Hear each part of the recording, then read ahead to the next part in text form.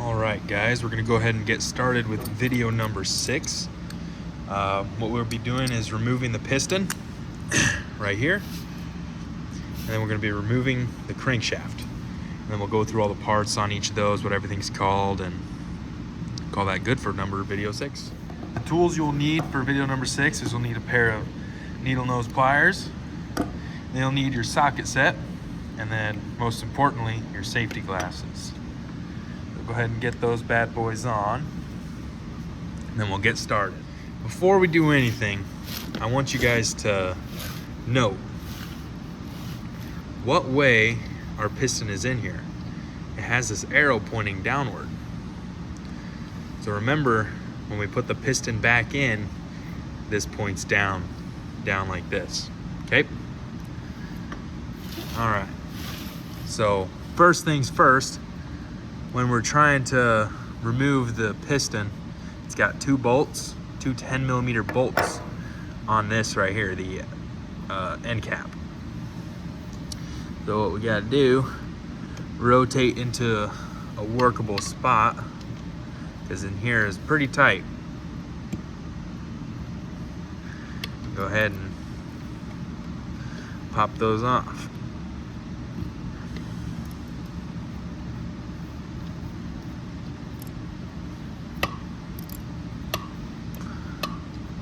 This will probably be one of the tightest bolts you'll have to get out of there.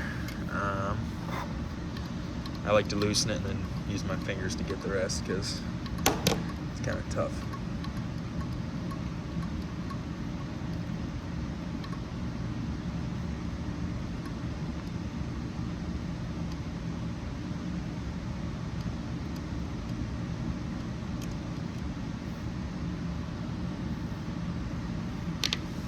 So we got one. The other one's just right there.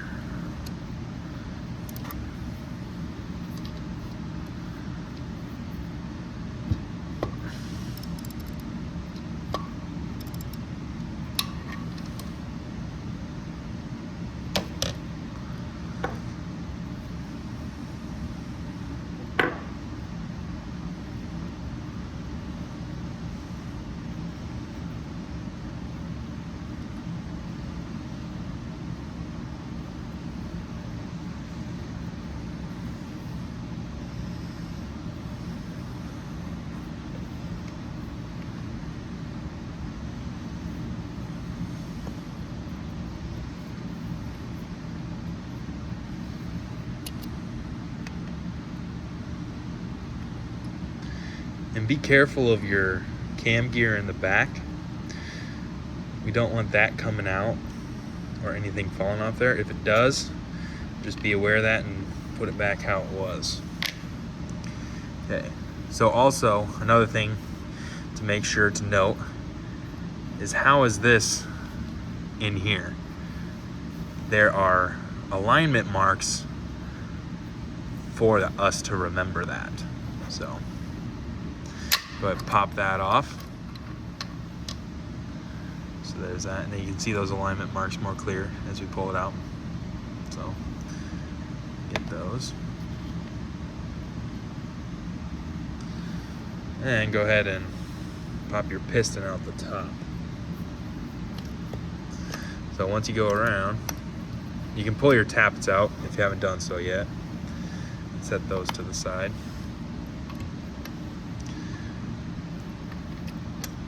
In there a little tight, and you just pop it on out.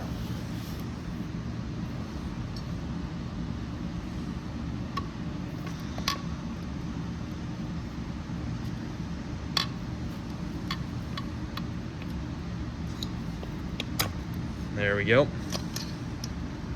So remember, arrow points down when we put it back in. So there's our piston. And I'm gonna go ahead, just to keep things together for now, put this back and put the screws in so I don't lose them and don't forget how they went. So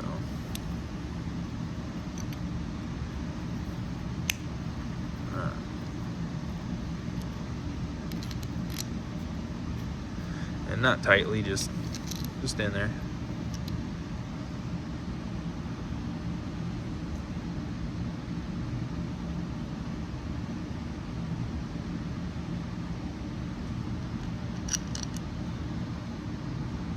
got it just like that for now.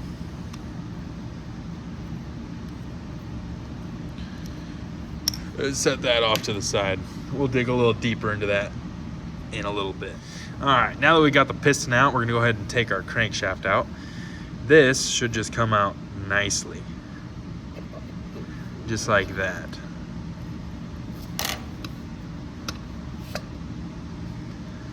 It's got a little caught on something on the back side.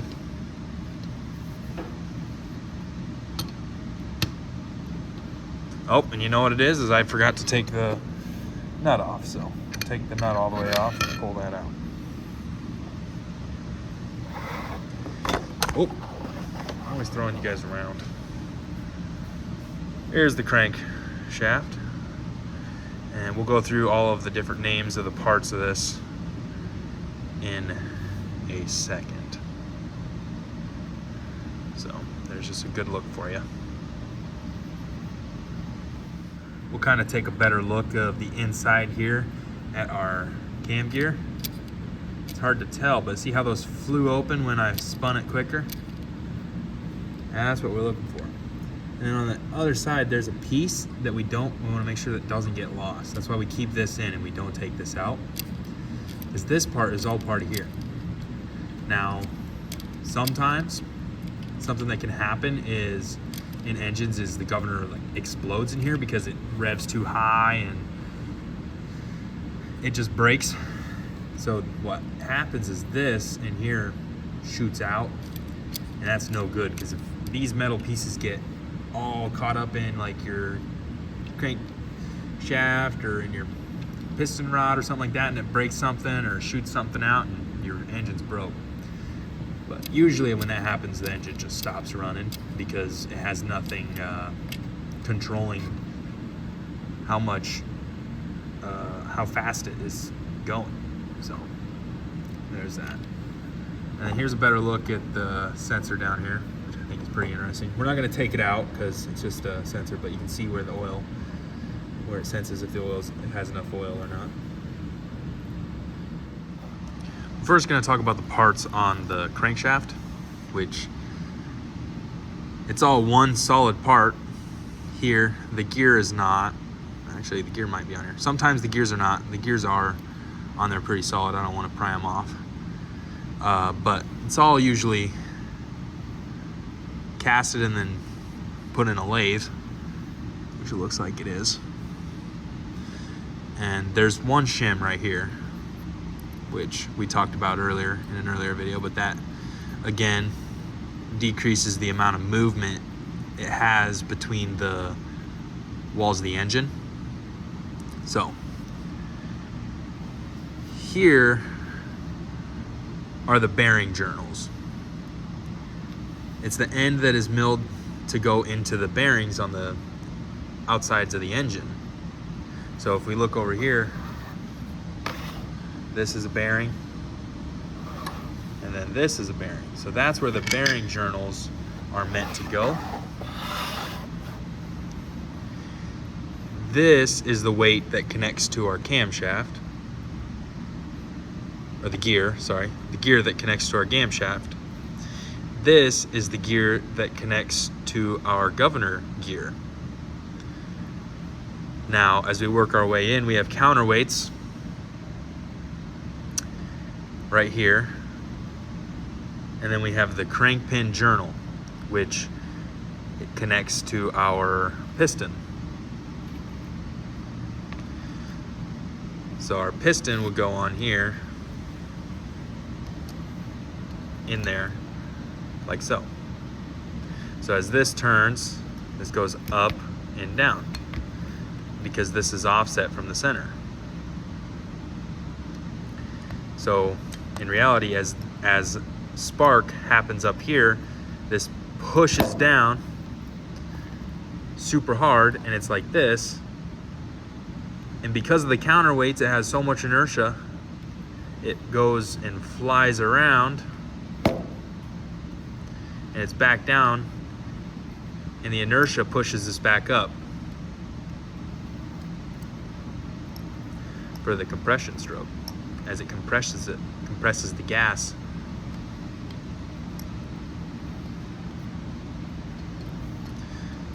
So that's just a tiny bit of explanation on this crankshaft. Next order of business, we're going to go ahead and take apart the piston. To do that, we'll just take these off first. Set those to the side.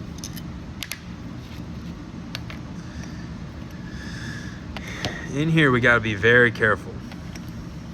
It's hard to see, but there's a small little C-clip on both sides. And we're just going to use the needle nose pliers.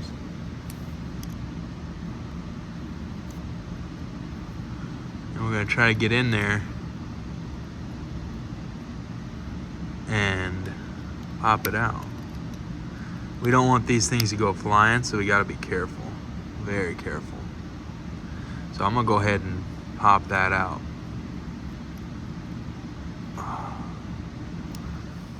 So on both sides, you got these C-clips. See if we can see it. I'll zoom in a little bit.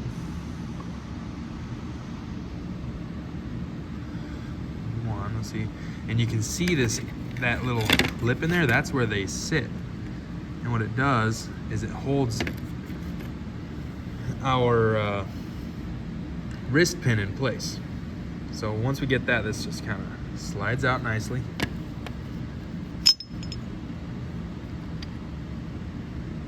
Just like that. So we got our wrist pin and our connecting rod separate. Now these are meant to be perfectly for each other. Some small engines inside here have bearings, like needle bearings, where it helps reduce the friction. This little engine just has oil lubricated in there to keep everything smooth and running nice.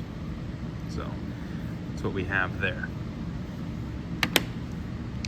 In the future, we'll have to take this apart again and we'll do measurements and stuff and learn about all that, but for now we're going to put it back together. So go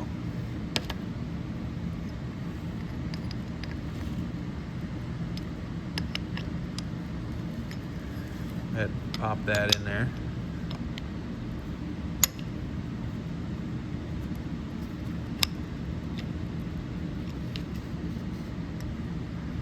Perfect.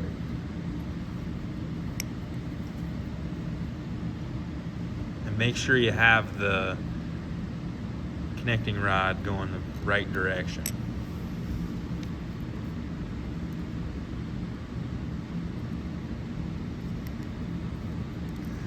Go ahead.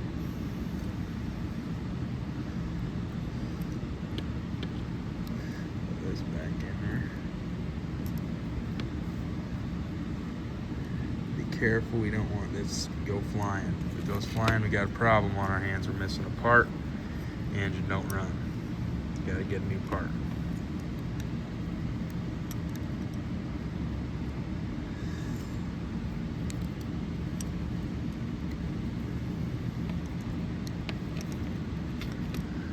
It's tight. She's tight. So I'm gonna go ahead and work on that. So I just got that back together. And one thing to like notice or look on your engine when you take it apart this far is it's able to move this way, which is okay.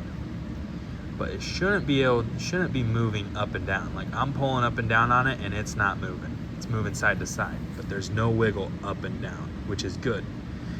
If there was wiggle up and down, we got a problem. Because remember, this guy's going up and down. If there's extra wiggle in there, that's not good. It's gonna damage your engine. So there's that. This is another thing I wanted to mention. This is the cylinder sleeve. So this is on our head, or on our engine block. And I just zoomed in really close. And I want you to notice on there the lines. They're going diagonal to each other, kind of like cross-hatching each other. And that's what it's called, is it's crosshatch.